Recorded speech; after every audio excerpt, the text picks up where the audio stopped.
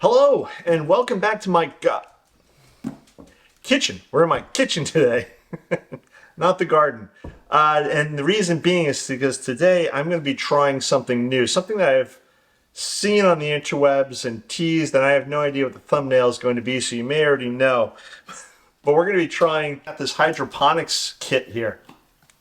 Now, I know what hydroponics is. Basically, you grow stuff in water. It's an oversimplification, but I've seen these countertop systems before, but I've never turned around and tried them because, well, there's sometimes can be a little pricey, and I just rather put the money into other things in the garden. But I was approached by this vendor called LetPot. They said, "Well, give you a unit for free to try it out, do an honest review, and then no stipulations on YouTube." So this video is not sponsored by LetPot, but they did give me the unit for free. So I just want to make that clear from the get-go here. And again, this is something I kind of wanted to try. One of the things I wanted to do this year was I wanted to grow basil and parsley in the greenhouse over the winter. If you follow me over on Instagram, you may have noticed that I've been posting up some pictures with the temperatures of the greenhouse currently. So for instance, today, where it's 40 degrees outside, the greenhouse is... Hello, Sophie. Sophie's making some squeaky noises with her squeaky toy, which she just dropped. So the greenhouse is actually almost 100 degrees. So I had to open the front door and I open up a couple of the roof vents there because again, you don't want the greenhouse to be too warm. Yet it would be perfectly fine for growing basil or parsley in. If I can get this thing set up correctly today, the other thing I'm going to try to do is grow my basil and parsley, obviously, in the unit. And I purchased my seeds for this project from Botanical Interests. If you're not familiar with Botanical Interests, I actually was not familiar with Botanical Interests until Kevin from Epic Gardening purchased the company. They're actually a pretty neat seed company. I've ordered from them. This is, I think, my second time ordering from them.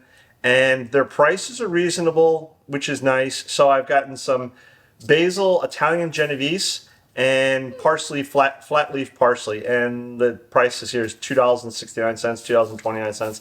Fairly reasonable prices. But it came in this really neat box, which you could reuse if you wanted to, and I probably will, because it's a nice heavy cardboard box here. And I've ordered garlic from them. I think that was last year I ordered garlic from them. That came in. That was pretty nice. Similar box, except the only difference was it had a lot of recycled paper stuffing in there, so the bulbs didn't get thrashed around too much. Nice stuff. So let me stop prattling and let's start unboxing this thing. All right, so we're just going to start opening this up. Now, this unit is sold over on Amazon, and I'll have links for this and the Botanical Interest seeds below in the description. Just an FYI, both links will be affiliate links, so if you click and use those links to purchase seeds or a hydroponics kit yourself, I get a small commission on that sale at no cost to you guys. So we open the box, and the first thing we have here are some stickers with grass on them, which is very interesting. Okay, so stickers with grass. Weird. I'm sure that'll come in play somewhere. And we have a little business card kind of thing. This is a advertisement, little customer service thing. So that's fine. And then we have the instruction manual. So right on top, there's the instruction manual. So that's all good. I'll look at that later. Next, we have the unit itself. So we have some cardboard here. All right. Careful, careful. All right, push the box aside. There we go. So nice foam here, protecting the item. Okay, and plastic bag. Okay, bag in the box. And so as you can see, it's just this little compact piece. Oops, a little piece fell out here. I'm sure this will, it looks like a little water. Okay, we'll address all the parts in a second here. I hear stuff wrapping around on the inside, so I presume there's a piece of tape here. It's holding something. Okay, so there's little plastic bits. We have tape securing things. Okay, give me 2 seconds here. I'm going to look at the instructions so we don't break anything, and then we'll proceed further. According to the instructions, you just gently basically go right underneath here with your fingers like I'm doing here, and you gently lift this up. And then inside the container here was 2 different plant food bottles. That'll be explained in the instructions. 3 envelopes with your various doodads and doohickeys that go along with the whole thing. Very technical terms here. But in this envelope I'm holding, there's 12 support rods, there are 6 shade covers, 6 tags, a water indicator. And the next one, there's 12 germination covers, there's a basket kit, there's 12 of them. And this one, there's 12 sponges. And I'm guessing that's what we put our seeds into, but we'll get to that in a minute. Water indicator kit. So as you can see, it has measurements on it. Now, also, I'm going to mention, because I've heard it drop this through 3 times, there is a little plastic cover that goes onto the corner of your tray here, your top tray. It just sits there by gravity. It just has a little pinch. Just pick it up. And I only keep dropping it because I'm messing with this. But once it's in place and set up, you're not going to be lifting or moving this other than to lift it up to put water into your tank here. And they give you these basic white plastic tags for whatever it is you're growing in here. I'm not going to use these because I know I'm planting basil and I'm planting parsley, and I know what the 2 plants look like. But if you wanted to, you can label your plants. Here are your baskets, and I'm guessing this is what the sponges sit inside, so we'll get to installing all this in a second. And then these are your germination covers, and these are just simply little plastic domes. They're going to be acting as your humidity domes for your seedlings. And then last but not least, we have your sponges. And so they're just little brown sponges. The only thing I can, and now I'm just thinking out loud here as I'm unboxing all this, is that I'm guessing that you can go to LetPot or go online and order new sponges as you rotate your crops. So once I'm done growing my basil and parsley, if I wanted to grow something else indoors, I would then get new sponges. But again, we'll get back to that hopefully towards the end of this video. So now it's just a matter of putting the top on, but there is a little white cable on the outside, so that's going to need to come out.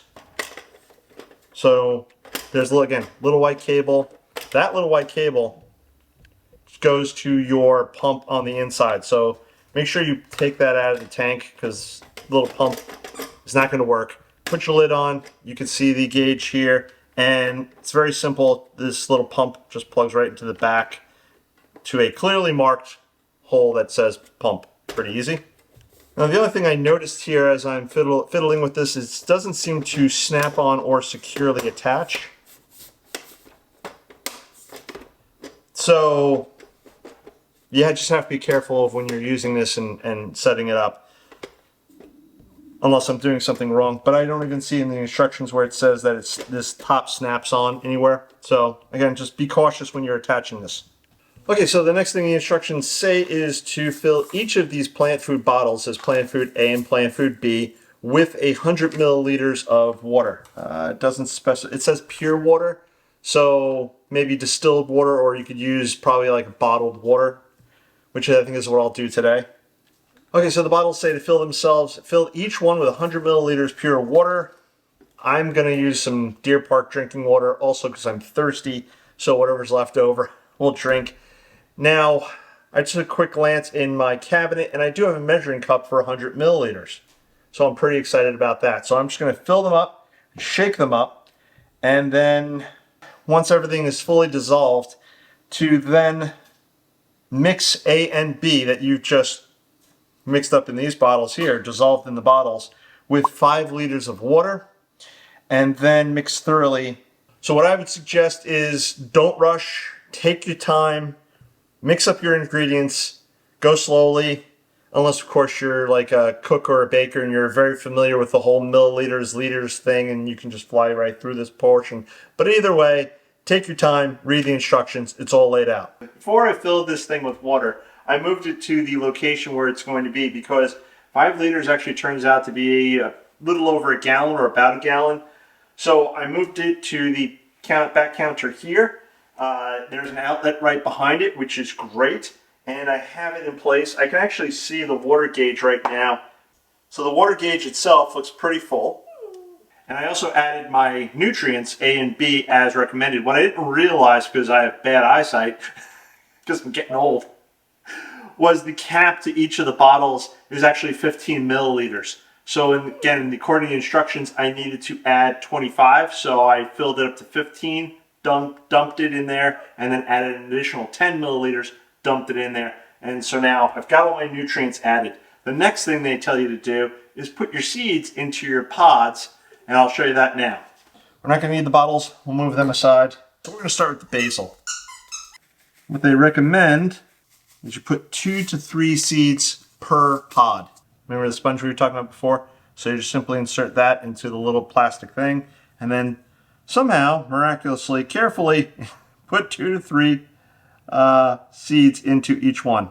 Now I have bad eyesight because I'm getting old, so I think I'm going to need to put some glasses on and then try to get these seeds into the pods themselves. And then once you get the seeds into the sponges, which are inside the baskets, you simply just drop it into the thing. There's no snapping, there's no funny latches, you just drop it right in. Now remember those strange stickers I told you about in the beginning? One of the first things I pulled out of the box? Apparently you have to take these stickers and cover each of the white plastic domes with the sticker. Now these stickers, they are perforated. So I guess that's going to, according to the instructions, it says cover the white plastic baskets with light blocking stickers and seedling domes to wait for germination. Turn on the lights and adjust the height of the panel to the lower position when germinating, so 4 to 5 inches away from the plant. If you've ever grown seeds in a seed starting tray kind of set up indoors, you kind of know that if you bring the light closer to the plants won't get leggy. They won't struggle to get to that light, and they need that light. So I'm going to cover these up, and then I will pop on the domes, and then we'll talk about the app, because this hydroponic system comes with an app. So as you can see, I've got all my tubes covered there, and I've got the humidity domes on, and maybe it's my imagination, but some of the humidity domes already appear to be getting humidified, which would make sense. I believe the pump is running. Yes, the pump is running, and I can only tell that by touching the device, by touching the unit, because it's so quiet. So that is a huge plus right there, because honestly, I don't want to, the house is pretty quiet generally, and I don't want to be listening to the hum of some hydroponics thing. So the pump is super quiet. That's a huge plus. And now we're going to install the app. Now in the instruction book, they give you a QR code there that you can scan. I just went to the App Store and I looked up LetPot. It's not LetPot. Again, bad eyesight. It's not L-E-P-O-T, it's L-E-T-P-O-T. I downloaded the app, I installed the app, I signed up for the service, because you have to sign up to use the app like everything else nowadays. So I signed up for that. Hit add, allow, searching for LetPot. Found it. Initializing Bluetooth, connecting, hopefully. Connecting. Okay, it's connecting. Keep your phone close. Got it. It's doing a thing. So I got the Wi-Fi sorted out. I'm now connected. You can apparently change the garden's name. You can edit the name via this button. So you would go into settings. It's explained to you here in the instructions. It's not too bad. I don't know what this switch is. Switch on. Oh, that's on-off switch. Hey, I turned it on. You can change the LED mode for various things. So they have flowers and fruits and vegetables and spices. I'm going to leave it on vegetables and spices. I'm going to leave it on for 16 hours as recommended, but you can turn around and change that. You could switch the pump on and off. How long have the greens been planted? 0 days. So we started that. That's good. So it's doing all the configuring now, I guess, in the background, which is maybe why the light turned off. And I have the alert turned on. Okay, just messing around with the app a little bit more, and I discovered when you go to change the name, there's towards the bottom it says device time, and you just hit set time zone. I'm guessing it grabs the time off of your phone, and then the lights came back on. So that's good. So you have to kind of fiddle around with this a little bit. It's not terribly difficult. It's actually quite easy. I can see that it's 0 days since I planted it. Tomorrow probably the first day, and I'm on 16-hour lighting. So theoretically at 11 o'clock tonight, the lights should go off, which is fine because I usually don't go to sleep until 11:30, 12. And it comes on at 7 a.m., which is fine because I'm usually up at about 6:37 anyways. So that appears to be it. I don't see anything else here. Now there's various questions about water pump malfunctioning. Why can't I turn on the LED lights? This is an important one. Can the sponges be reused? And it says here in the book, we do not recommend reusing the sponges as they may not perform as effectively as the first time. There's more information on their website. Again, LetPot.com. Can I transplant the sponge-grown plants into other pots or the garden? You may want to transplant these plants out into the garden. It says sponge is made from biocarbon materials and they can degrade in the soil without causing harm to the environment. Therefore, transplanting your plant with sponge together can enhance the survival rates. So if you wanted to, you could actually start your basil or flowers or whatever else in this unit on your counter while it's still cold out. And then after your last frost, if you wanted to plant these out in the ground, you just take the whole sponge and all, pop it right in the ground, which is actually pretty cool. And then maybe that's something I'll try down the road. They give you some suggestions on pruning. And of course the plant supports, about setting those up, that's included in here. So that's about it. I followed the instructions in the book, not terribly difficult. My overall impression of this system, and this is the only system I've ever tried like this, is it's pretty nice. It looks fairly stylish with the sort of that stainless steel look on it and the black. The light seems fine. Again, I've never used a system like this before. If you've used a hydroponics countertop system like this before, please leave those comments below. Let me and everybody else who may be watching this channel know. Like I said, I'll just do a little bit more homework on this and I'll just keep an eye on it. And if I had to say anything other than the looking stylish or whatever, is the unit seems, it's not made out of the most durable or rugged of materials, but let's be fair, you're not going to be throwing this around the house. You're going to be, it's going to be sitting on a counter. So just don't be rough with the unit, and I'm sure it'll be fine. I will be coming back and doing a review on this probably in another 30 days or so. So let's take a look here. Basil is 5 to 10 days to emerge, and parsley is longer at 14 to 28 days. So I think in about 30 days I can come back. So let's say early to mid-February, we'll come back. We'll do a 30 days later sort of review, and we'll look at the unit and see what's growing and what's not growing. Did everything sprout up through those little paper stickers? Do I have any complaints or problems with it? We'll find out. But my initial feelings about this unit are good, and again, it's fairly simple to set up. We'll see if I get any basil and parsley in a few days. So in case you're wondering, yes, even though we're not in the garden, Sophie still makes an appearance. And she would very much appreciate it if you go over to growinggreenfinger.com, check out all the various links I have. Also check out those links that I mentioned below in the video. And again, I have affiliate links down below for botanical interests and LetPot.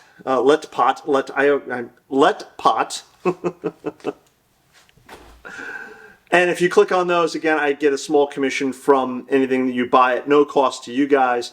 So go check those out. And if you guys have any further questions or comments, etc., please leave them below. I think it's going to wrap it up for today. I'm going to catch you in the next one. Bye-bye.